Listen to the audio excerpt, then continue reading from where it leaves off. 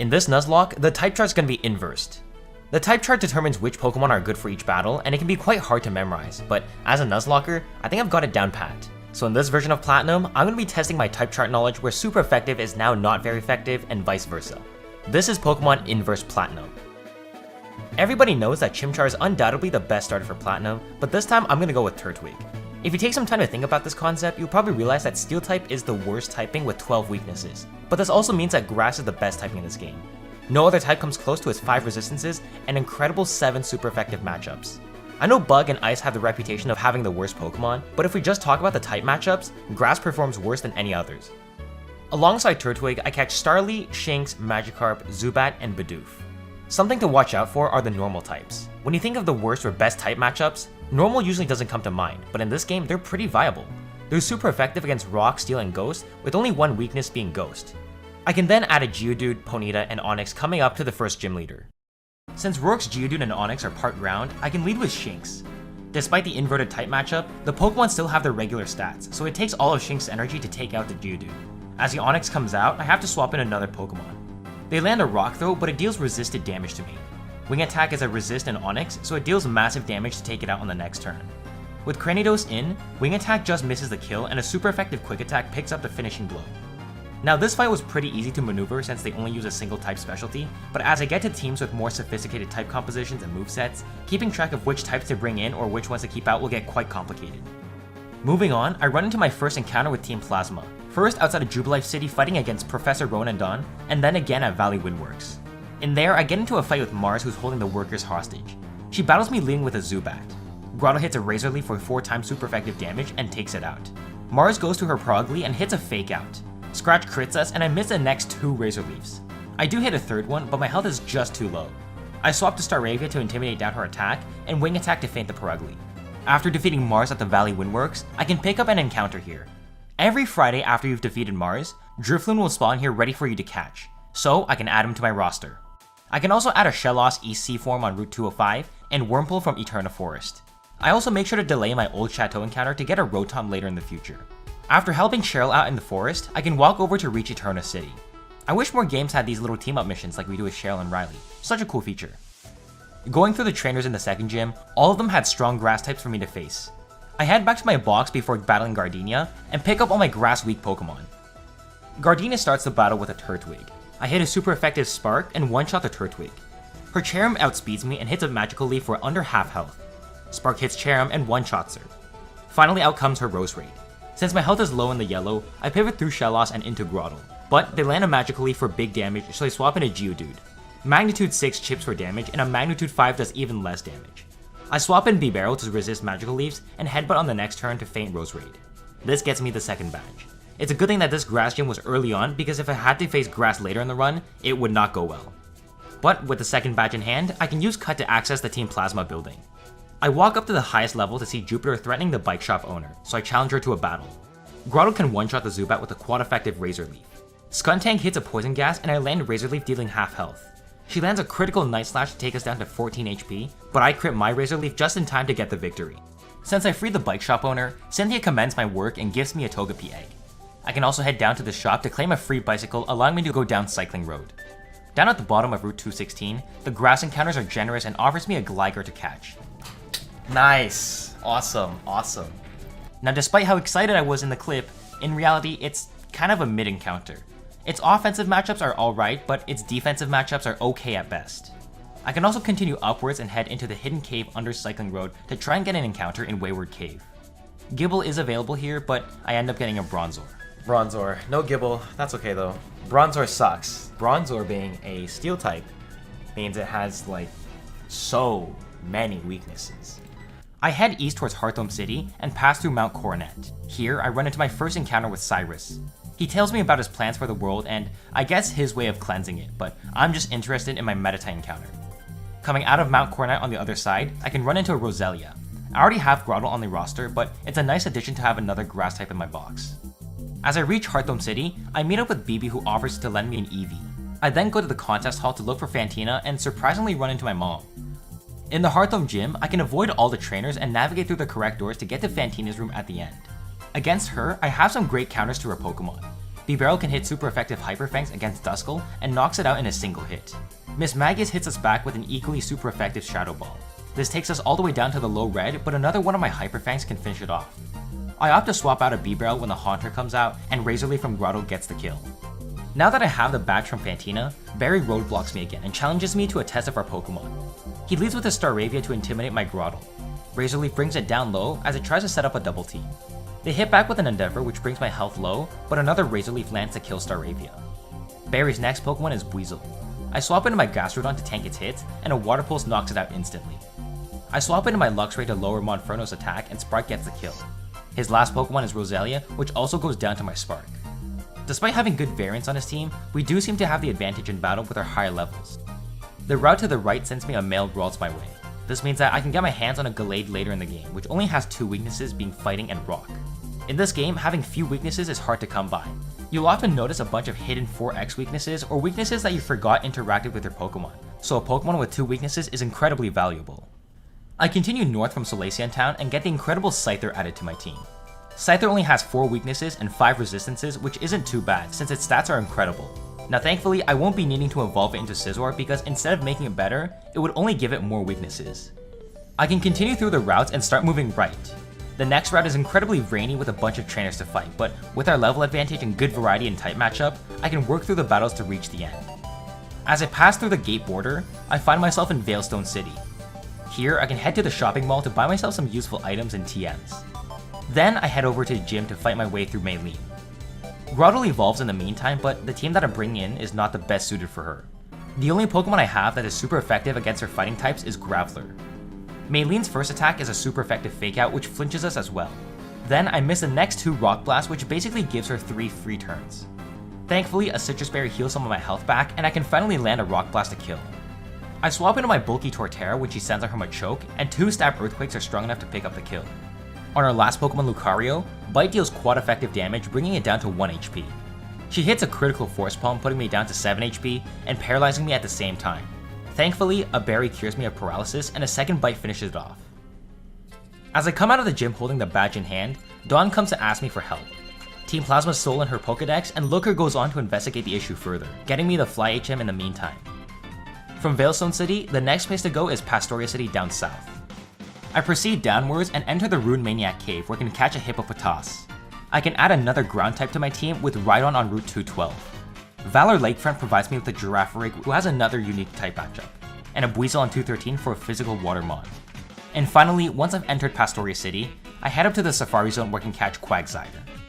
With a bunch of new encounters added to my team, I head straight for the 5th gym, but instead I get ambushed by Barry.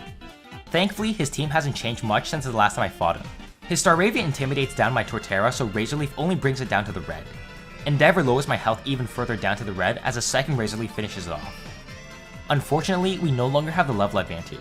My brain was pretty fried at this point since I sent out my Luxray to spark the Weasel, and I was wondering why it wasn't very effective. I swapped a Staraptor on his Monferno and close combat to bring its health down, but not enough to kill. Quick Attack on the next turn can kill Monferno, which brings in Roselia. Staraptor can land a super effective close combat to get the kill and win against Barry.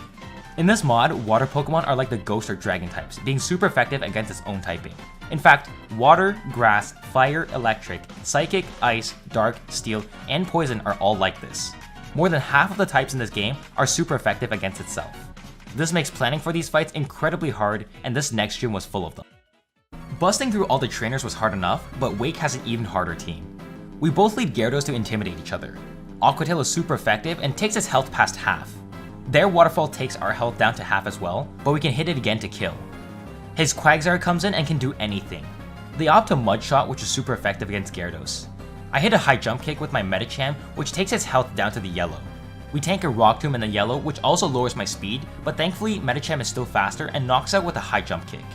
His last Pokemon is Floatzel, which definitely outspeeds me. I swap into Quagsire to take the crunch, then I hit a Yawn as I try to go for a water move, which only heals my health with Water Absorb. They fall asleep on the next turn, which allows me to hit Earthquakes. From here, we can pick up the kill and earn the 5th gym badge. When I exit the gym, I hear a massive doom in the distance, and Barry rushes over to me. I chase down after the sussy Plasma Grunt, and he reveals that he's got to get over to some lake. Now, quick aside, this next clip of me going through Celestic Town to meet Cyrus, Canaleaf City, and fighting Byron, the footage was lost because I accidentally closed OBS before ending the recording. This lost me all the footage since the file got corrupted. And I know that it's corrupted because I can recover all the footage, but it's locked behind a fucking paywall. But, as you can imagine, Byron was incredibly easy. Since the Steel type had so many weaknesses, you can honestly bring any Pokemon in there and win. But just a little caveat, I did lose Scyther and Tentacruel to Scizor here, who kept on hitting critical X Scissors, so you can take that for what it is. After the little technical difficulty, I remember that there's a whole Iron Island for me to grind through. It's not mandatory for us to go through, but I make sure to do so in order to hatch a Riolu egg. Once I return to Cantilever City with a Strength TM in hand, I can meet up with Barry, Dawn, and the Professor to discuss how to save the world. We decide to each split up and check out a sacred lake. I'm assigned to Lake Valor over near Pastoria City, and this is the lake that the bomb blew up in, so it's crawling with Team Plasma grunts. Inside the cave of Lake Valor, Saturn is waiting there for me. I bring in my Gliscor to lead the fight against this Golbat. Gliscor has U-turn, which is quite effective and knocks it down while giving me the free swap to Torterra. I Razor Leaf Bronzor for an easy kill to bring in his Toxicroak. Razor Leaf again is super effective but only deals half damage. His Poison Jabs takes me low down to the yellow, but a second Razor Leaf can get the kill just in time. With my lake secured, I head over to Lake Verde to check on Dawn. She's having some trouble dealing with her Plasma leader, so I take over the fight. Torterra leads the fight so that Razor Leaf can one-shot the Golbat. Again, Razor Leaf deals super effective damage into Bronzor, which lives on 1 HP to confuse me. I swap over to Girafarig on a super effective Extrasensory and retaliate with a Psychic to kill. Finally, when she sends out her Purugly, I swap in Staraptor to lower its attack with Intimidate, and Fly deals a lot of damage. I try to go for the kill, but I get Hypnosis instead, so I pivot into Crobat who can land Poison Fangs to get me the victory. Since I checked up on Dawn, I guess it's only fair for me to check up on Barry up north at Lake Acuity. The way up is over at Celestic Town, but before going, I first fly down to Pastoria to catch one of the most crucial encounters of this run. On 213, there's only one encounter left for me to catch with a 10% availability, but I had to go through 33 encounters before running into it. There it is. Oh my god, took me long enough.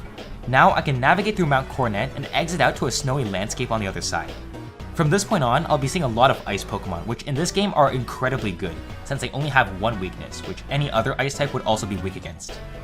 I encounter a Snover on Route 216, which combines two of the worst typings in the game, making him incredibly good in this game for type coverage. As I trek up the snowy terrain, I run into this trainer with Electabuzz. Interesting. Oh shit, that's quite effective. Oh, I just thought of it. Oh no. Yeah, that just happened. At least I can move through the rest of the route without any trouble. At the end of the path, Barry taunts me at the top of the lakefront, telling me to go get Rock Climb first before meeting up with him, so that's exactly what I do. I travel through the Snowpoint Gym without bumping into any trainers and go straight to fight Candace. I start with my Luxray to intimidate her lead. Her Sneasel lands an Aerial Ace for super effective damage, but Crunch on my side one-shots her weak defense. Second out is her Abomasnow, who sets up the Hail. I misclick Charge, which boosts my electric damage, and run into a Wood Hammer that nearly kills me. Thankfully though, with a charge boost, Spark can one-shot the Abomasnow's remaining health. I pivot through Gastrodon, who sets up the Rain Dance, and then into Toxicroak, who can heal with Dry Skin. I first tank a Blizzard, then retaliate with a super effective Poison Jab to pick up the KO. Finally is Piloswine, who dies to a single Thunderbolt from Rotom. With this win, I've earned myself the 7th gym badge, and the ability to use Rock Climb outside of battle. I climb up to Lake Acuity and notice that Barry's already been defeated despite all the smack talk. Jupiter's beat him, and now they're heading back to their base.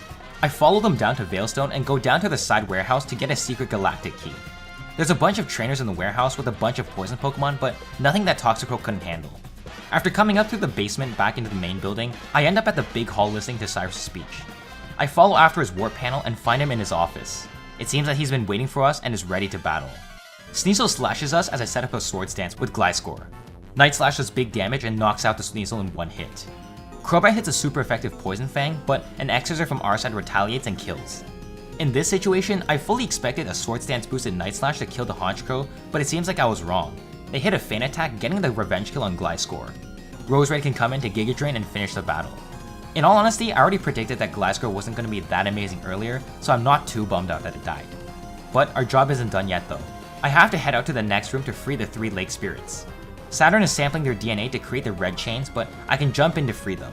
He hasn't changed his team since the last time I saw him, so Giga Drain Roserade can take care of his entire team.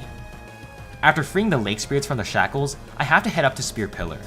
I navigate through Mount Coronet again and through the snow to reach the top of the mountain where Team Plasma is preparing something nefarious. Before I can stop Cyrus, Mars and Jupiter stands in my way. Barry backs me up in this double battle, but let's be honest, this was all me. I lead with Roserade to set up substitutes and slowly chip away at the Bronzors with Leech Seed and Giga Drains. As Skuntank and Purugly come out, I continue to hit Giga Drains to keep up my health, but a critical slash from Purugly sneaks in a kill.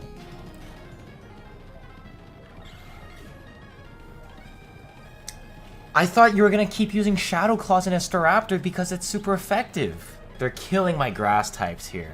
I send out Weavile on the left side to deal with the remaining Pokemon, and Graveler can finish off the 2 Golbats. I jump into the Distortion world and navigate through the mazes and puzzles, eventually tracing to Cyrus at the end. This fight especially is incredibly hard to fight due to the wide coverage of attacks that his Pokemon have. I start the battle bringing out my Girafarig. I hit a massive Psychic, but we only bring him down to red health. I know that a potion's coming, so I decide to try to go for a kill with another Pokemon. I go with Weavile to take advantage of Houndoom's lower defense and hit an Ice Punch to kill. I pivot into Staraptor against their own Weavile's Night Slash and live an Exorcism in the yellow. Fly goes up and hits a Weavile into yellow HP. Seeing how much Exorcism did, I gotta swap out to Girafarig. Because of its higher special defense, I opt to hit a Crunch instead of a Psychic, but it manages to live on 1 HP. Now I have to sack Girafarig to bring in Staraptor and Revenge Kill with Quick Attack. Crobat comes out next, and seeing how close combat is super effective, it lands and faints in 1 shot. Gyarados comes out intimidating us. I swap to Toxicroak who can resist the EQ, and Waterfall's resisted with Dry Skin, so a Brick Break brings Gyarados down to yellow health. I click Sucker Punch hoping to kill, but nope, lives on 1 HP. They hit a Giga Impact dealing massive damage, and I can kill on the next recharge turn. Finally, his last Pokemon is Honchkrow, and this Pokemon's just the worst. Its moveset's got a counter for every one of my Pokemon. I sack Graveler to bring Gastrodon safely, and Drill Peck brings me down below half. Citrus puts me into a healthy range, but I miss the Mud Bomb. I can live a non-crit to hit again on the next turn, but guess what? I send in Staraptor for the Intimidate and Flap to kill the Honchkrow. At least from this range, Weavile can come back in and Night Slash to earn the victory. This battle was well fought but very costly. Thankfully, the 2 E4 contenders are still alive. After Cyrus, we're forced to catch Giratina, but I won't be using it since it's too OP. I fly over to the next route and head over to Sunyshore City. As I step foot onto the premises, I'm immediately greeted by Flint. He tells me that Volkner's been feeling down since no one strong has been able to challenge him, so it's up to me to get his ass back into the gym. As I fight through the trainers, I realize that Electric's only weaknesses are Electric, Flying, and Steel. Steel types are obviously bad, so there's no point in using them, and Electric is only weak to itself, so this battle's gonna be quite a tough fight with only Flying types. This is actually quite an incredibly hard gym to face, which is suitable for the last gym in this ROM hack. I enter the fight starting with my Crobat against Jolteon. Fly hits the Jolteon physically to get me the kill. Raichu wants to hit a Focus Blast, but Fly can also kill the Raichu. They do get a Static Paralysis on us, but the Cherry Berry cures the paralysis. Crobat misses his next Fly on Electivire and has to live a Fire Punch. It doesn't do too much damage, so when Fly hits, it takes it down to Citrus range. I hit a Poison Fang on the next turn to pick up the knock, and Volkner sends out his last Pokemon Luxray. Again, Fly deals massive damage bringing it down to the red, and Crobat easily shrugs off a Crunch. Poison Fang chips some health as he heals using a potion, and a final Fly earns us the final gym badge. This means that the final gym leader was defeated with just a Crobat from my side. Jasmine over at the beach commends my hard work and hands me the HM for Waterfall, and I set off for the Pokemon League. Surfing over to Victory Road, I grind my way through all the tough trainers. Then I can get myself the guaranteed Gabite as an encounter. There's the Gabite, we've been looking for it. I decide to speedrun through the cave without going out of my way for items or TNs. This way I can reach the Pokemon League without any risk of losing any Pokemon. Barry challenges me one final time to test our worth before entering the Elite Four. He starts with Staraptor and I lead a Abomasnow. They intimidate me down, but Windhammer is just strong enough to still feint the Staraptor. I swap out the Weavile on Floatzel, and I misclick a Night Slash forcing me to survive a super effective Crunch. But an Ice Fang on the next turn gets a kill. I pivot into Medicham as he sends out Roserade for Shadow Balls, and a High Jump Kick deals huge damage into Roserade and the next Heracross, getting me a double kill.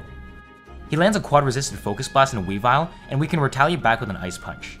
Finally, Gyarados can slowly chip away at Snorlax, intimidating it down its attack in the meantime. I swap to Rhydon since EQ is super effective against Gyarados, and a few more EQs from Rhydon grants me the victory against Barry for the final time.